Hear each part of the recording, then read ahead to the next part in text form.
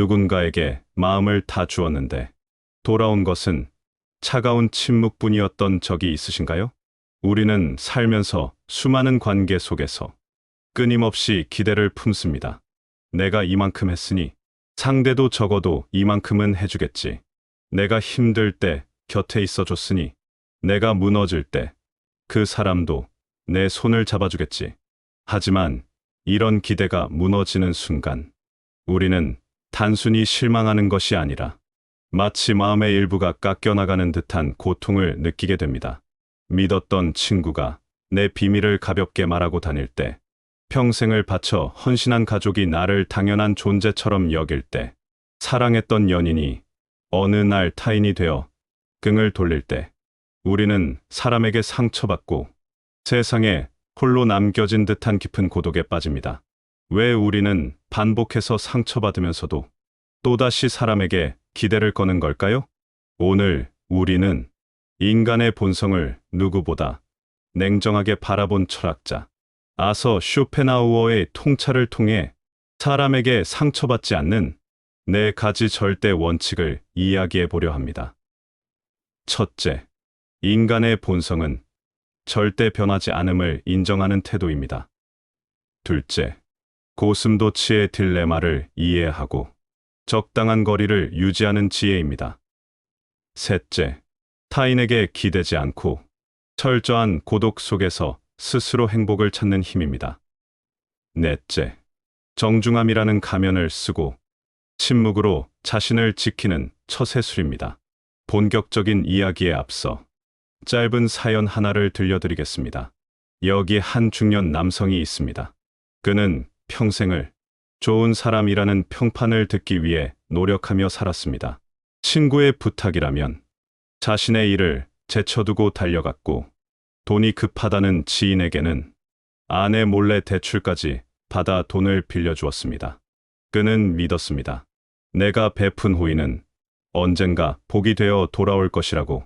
사람은 정을 주면 정으로 보답하는 존재라고 말입니다. 하지만 그가 사업에 실패하고 빈털터리가 되었을 때 그의 곁에 남은 사람은 단 한 명도 없었습니다. 오히려 돈을 빌려갔던 친구는 그가 돈을 갚으라고 할까 봐 연락을 차단했고, 술자리에서는 그의 실패를 안주 삼아 비웃었습니다. 그는 충격에 빠져 집 밖으로 나오지 못했습니다. 도대체 내가 무엇을 잘못했길래 세상이 나에게 이토록 가혹한가? 그는 밤마다 울부짖었지만 돌아오는 대답은 없었습니다. 이 남자의 고통은 어디서 시작된 것일까요? 그것은 그가 나쁜 사람이어서가 아니라 인간이라는 존재에 대해 너무나 큰 착각과 기대를 품었기 때문입니다. 이제 쇼펜하우어의 냉철한 메스를 들어 우리의 병든 인간관계를 수술할 시간입니다. 첫 번째 원칙은 인간의 본성은 절대 변하지 않는다는 사실을 뼈저리게 받아들이는 것입니다. 쇼펜하우어는 말했습니다. 우리가 타인의 성격을 고치려고 드는 것은 납을 금으로 바꾸려는 연금술사의 헛된 노력과 같다. 혹시 주변에 마음에 들지 않는 행동을 하는 사람이 있나요? 약속 시간을 매번 어기는 친구, 입만 열면 자기 자랑뿐인 직장 동료, 감정 기복이 심해 주변을 피곤하게 만드는 가족 때문에 스트레스를 받고 계신가요? 우리는 흔히 생각합니다. 내가 잘 타이르면 변하겠지. 내가 화를 내면 정신을 차리겠지. 나를 사랑한다면 내 말을 들어주겠지. 하지만 쇼펜하우어에 따르면 이것은 완벽한 환상입니다. 그는 인간의 성격은 타고난 것이며 죽을 때까지 결코 변하지 않는다고 단언했습니다. 이 원칙을 보여주는 아주 흔한 일상의 사례를 봅시다. 결혼 생활을 30년 넘게 한 부부가 있습니다. 아내는 남편의 무심함과 게으름을 고치기 위해 30년 동안 잔소리를 했습니다. 양말을 뒤집어 놓지 말라. 밥 먹을 때 쩝쩝거리지 말라. 기념일 좀 챙겨라. 처음에는 좋게 말했고, 다음에는 화를 냈으며, 나중에는 울면서 호소했습니다. 하지만 남편은 변했을까요? 잠깐 조심하는 신용은 했을지 몰라도 결국 며칠 지나면 원래대로 돌아왔습니다. 아내는 분통을 터뜨립니다. 어떻게 사람이 30년을 말해도 안 변해? 나를 무시하는 게 분명해. 여기서 아내의 고통은 남편의 행동 그 자체보다 남편이 변할 수 있다는 기대가 무너지는 데서 옵니다. 쇼펜하우어는 이러한 상황을 보며 이렇게 조언합니다. 어떤 사람의 행동이 마음에 들지 않을 때 그것을 비난하거나 고치려 들지 말라. 그저 그 사람의 본성이 드러난 하나의 사례로 취급하라. 마치 광물학자가 돌을 관찰하듯이 사람을 보라는 것입니다. 광물학자가 길을 가다가 특이한 돌을 발견했다고 해서 돌에게 화를 내거나 설교하지 않습니다. 이 돌은 표면이 거칠고 색이 어둡군. 이것은 화강암의 성질이야. 라고 기록할 뿐입니다. 마찬가지로 우리도 타인을 볼 때 감정을 섞지 말고 관찰자가 되어야 합니다. 거짓말을 밥 먹듯이 하는 사람을 만났다면 저 사람은 왜 저럴까? 라고 분노하는 대신 저것은 거짓말쟁이라는 종의 표본이구나. 이 세상에는 저런 종류의 인간도 존재하거늘. 내가 오늘 그 표본 하나를 발견했구나. 라고 생각해야 합니다. 이것은 체념이 아닙니다. 이것은 세상을 있는 그대로 보는 지혜입니다. 사과나무에서 배가 열리기를 기대하는 사람이 어리석은 것이지. 사과나무가 잘못된 것이 아닙니다. 이기적인 사람에게서 이타심을 기대하고 어리석은 사람에게서 지혜를 기대하는 것은 여러분이 스스로 불행을 자초하는 일입니다. 쇼펜하우어는 말합니다. 타인의 성격을 바꾸려는 노력은 바위에 계란을 던지는 것보다 무모하다. 그러니 그 에너지를 아껴 오로지 나 자신을 지키는 데 사용하라. 사람은 고쳐 쓰는 물건이 아닙니다. 상대가 변하기를 기대하며 쏟아붓는 노력은 결국 배신감이라는 이자까지 쳐서 거대한 빚으로 여러분에게 돌아올 것입니다. 그러니 오늘부터는 마음속에 작은 수첩 하나를 만드십시오. 그리고 누군가가 여러분을 실망시킬 때마다 그 수첩에 그 사람의 특징을 기록하십시오.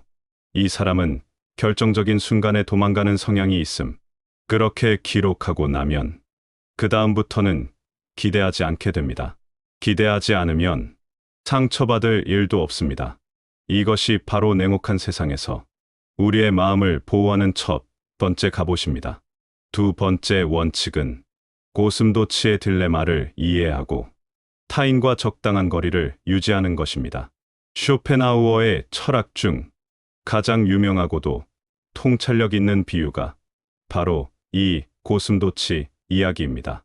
추운 겨울날, 고슴도치들이 얼어 죽지 않기 위해 서로에게 모여듭니다. 하지만 너무 가까이 다가가자 서로의 날카로운 가시에 찔려 고통을 느낍니다. 아파서 다시 떨어지면 이번에는 추위가 그들을 괴롭힙니다. 추위와 가시의 고통 사이를 오가던 고슴도치들은 마침내 서로에게 상처 주지 않으면서도 적당히 온기를 나눌 수 있는 거리를 발견하게 됩니다. 이것이 바로 인간 관계의 본질입니다. 우리는 외로움 때문에 사람을 찾지만 가까워지면 반드시 그 사람의 가시에 찔리게 되어 있습니다.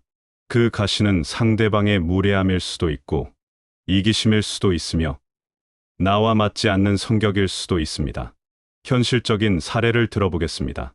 직장에서 마음이 잘 맞는 동료를 만났다고 가정해 봅시다. 처음에는 점심도 같이 먹고 가벼운 수다를 떨며 즐거워합니다. 이 사람 참 괜찮네. 나랑 통하는 게 많아. 라고 생각하며 점점 거리를 좁혀갑니다. 퇴근 후 술도 한잔하고 주말에도 만나고 남들에게 하지 못할 가정사나 비밀까지 털어놓습니다. 우리는 이것을 친해졌다고 생각하지만 쇼펜하우어의 관점에서는 가시에 찔릴 준비를 마쳤다는 뜻입니다. 어느 날 그 동료가 내가 털어놓은 비밀을 다른 사람에게 농담처럼 이야기하는 것을 듣게 됩니다. 혹은 내가 베푼 친절을 권리로 알고 선을 넘는 부탁을 해옵니다. 그때 우리는 배신감을 느끼며 절규합니다. 내가 너한테 어떻게 했는데 내가 나한테 이럴 수 있어?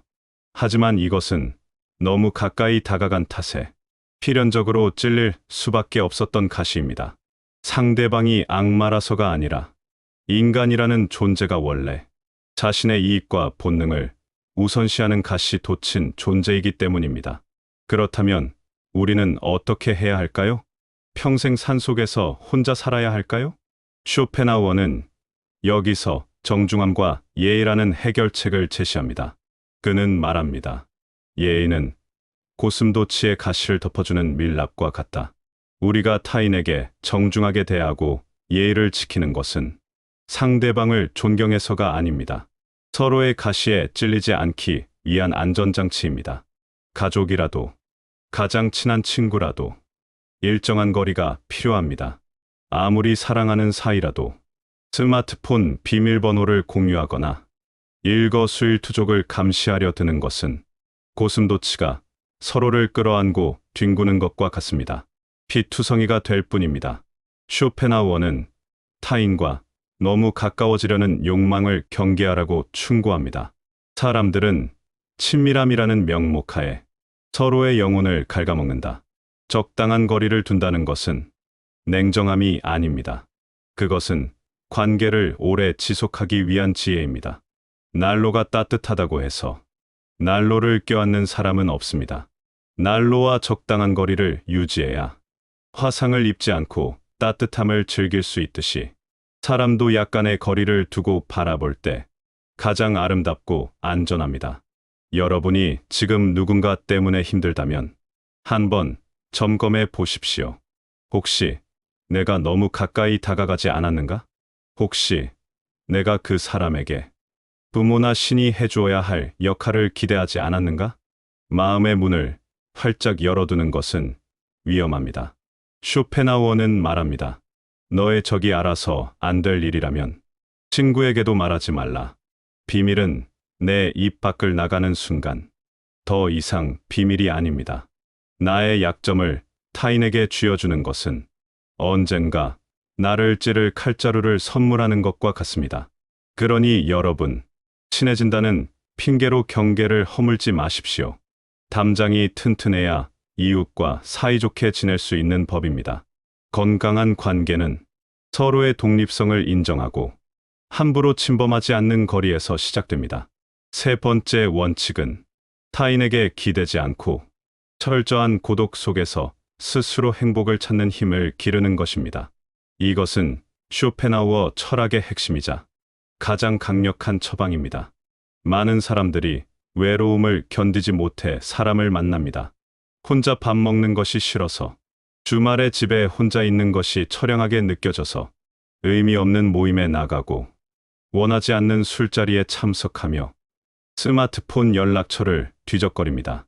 하지만 그렇게 만난 관계 속에서 여러분은 진정으로 행복하셨나요? 대부분은 공허함만 안고 돌아왔을 것입니다. 남들의 자랑을 들어주느라 기가 빨리고 나와 맞지 않는 대화에 맞장구 치느라 가면을 쓰고 집에 돌아와서는 내가 왜 그 시간을 낭비했나 후회합니다. 쇼펜하우어는 이러한 현상을 보며 매우 날카로운 통찰을 내놓습니다. 인간이 사교적이 되는 것은 고독을 견딜 능력이 없기 때문이다. 즉, 내면이 빈곤한 사람일수록 타인에게 의존한다. 내면이 꽉 찬 사람은 타인을 필요로 하지 않습니다. 자신 안에 이미 흥미로운 세계가 가득하기 때문입니다.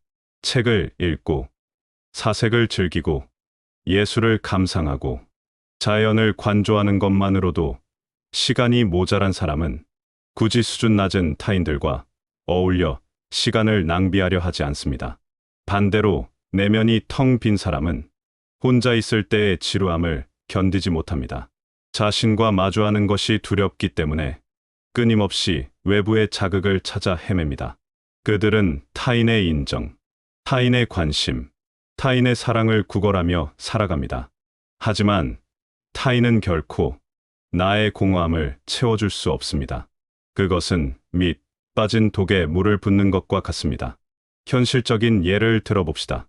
은퇴 후 갑자기 찾아온 외로움 때문에 힘들어하는 분들이 많습니다. 현직에 있을 때는 주변에 사람이 많았습니다. 전화도 빗발치고 찾아오는 사람도 많았습니다. 자신이 대단한 사람인 줄 알았고 그 인맥이 영원할 줄 알았습니다. 하지만 은퇴를 하고 명함이 사라지자 밀물처럼 들어왔던 사람들이 썰물처럼 빠져나갑니다. 하루 종일 전화 한 통 울리지 않습니다. 이때 준비되지 않은 사람은 무너집니다. 자신의 가치가 사라졌다고 느끼며 우울증에 빠집니다. 그리고 예전의 인맥을 붙잡기 위해 먼저 전화를 돌리고 밥을 사며 매달립니다. 하지만 돌아오는 것은 귀찮아하는 반응뿐입니다. 이것은 그동안 자신의 행복을 타인이라는 외부에 위탁해왔기 때문에 벌어지는 비극입니다. 쇼펜하우어는 단호하게 말합니다. 행복은 자기 자신에게 만족하는 사람에게만 속한다. 세상 모든 것은 변하고 사라집니다. 재산도, 명예도, 친구도, 연인도 언젠가는 내 곁을 떠납니다. 끝까지 내 곁에 남는 것은 오직 나 자신뿐입니다. 그렇기 때문에 우리는 혼자 있는 시간을 즐길 줄 아는 능력을 키워야 합니다. 쇼펜하우어는 이것을 고독을 다루는 기술이라고 불렀습니다. 고독은 외로움과는 다릅니다.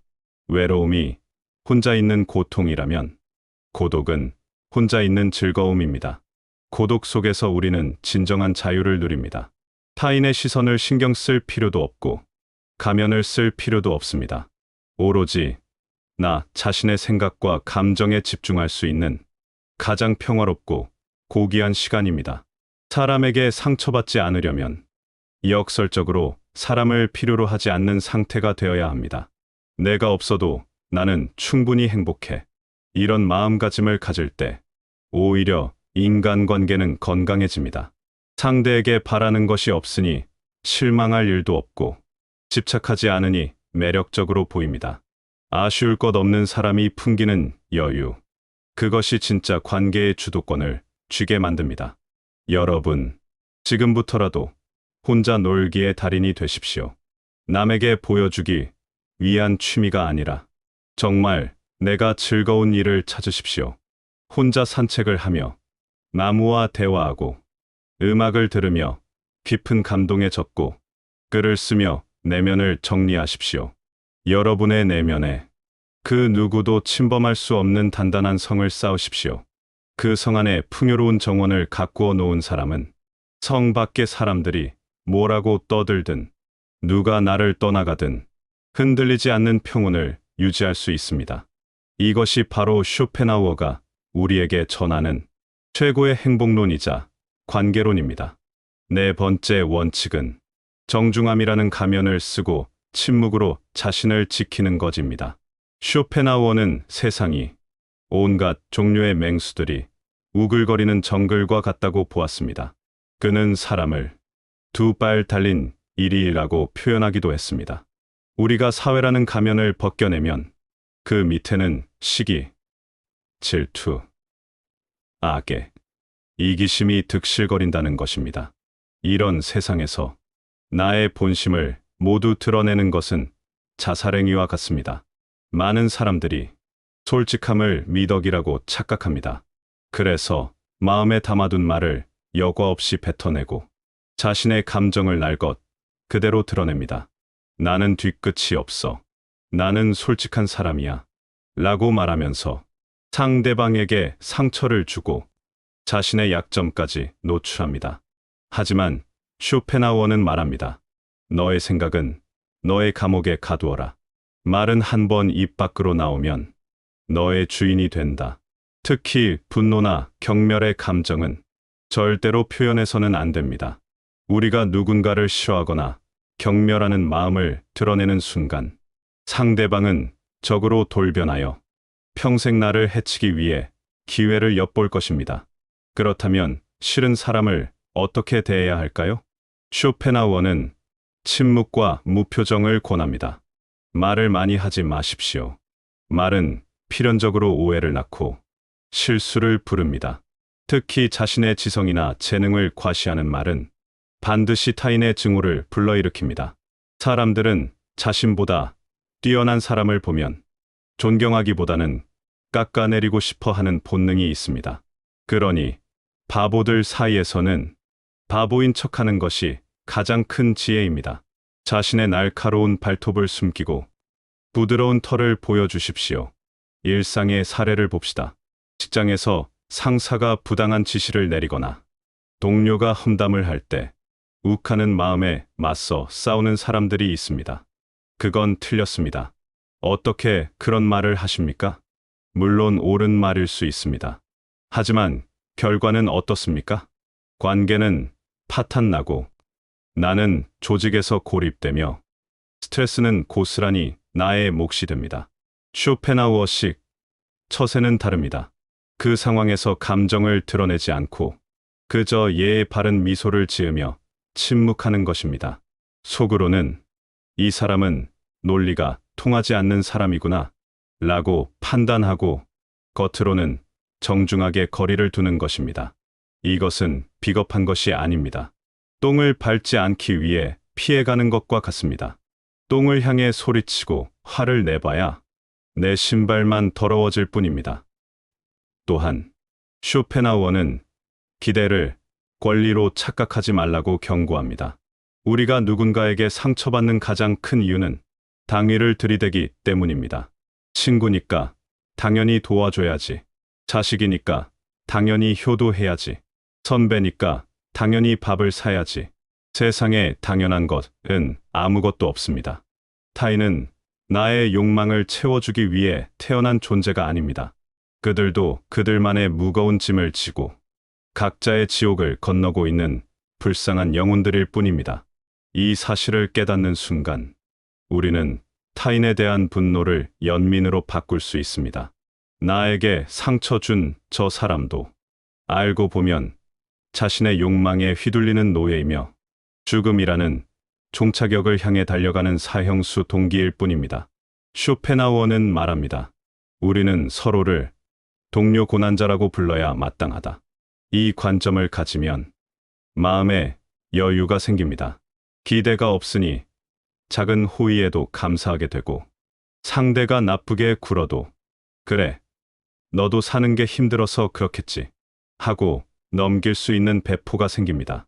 자, 이제 지금까지의 이야기를 정리해 보겠습니다. 사람에게 상처받지 않고 기대 때문에 무너지지 않기 위한 4가지 원칙. 첫째, 인간의 본성은 변하지 않으니 고치려 들지 말고 관찰자가 되십시오. 둘째, 고슴도치처럼 적당한 거리를 유지하여 가시에 찔리지 않도록 하십시오. 셋째, 타인에게 행복을 구걸하지 말고 고독 속에서 스스로 빛나는 존재가 되십시오. 넷째, 감정을 드러내지 않는 정중한 침묵으로 자신을 보호하십시오. 여러분의 마음은 지금 어떤 상태인가요? 아직도 누군가에게 받은 상처로 피 흘리고 계신가요? 아직도 그 사람이 변하기를, 사과하기를, 돌아오기를 기다리고 계신가요? 이제 그 무거운 기대를 내려놓으십시오. 내려놓는 순간 여러분은 자유로워집니다. 타인은 여러분의 인생이라는 무대에 등장하는 스쳐 지나가는 조연일 뿐입니다. 주연인 여러분이 조연들의 대사와 행동 하나하나에 일희일비하며 무대를 망칠 필요는 없습니다.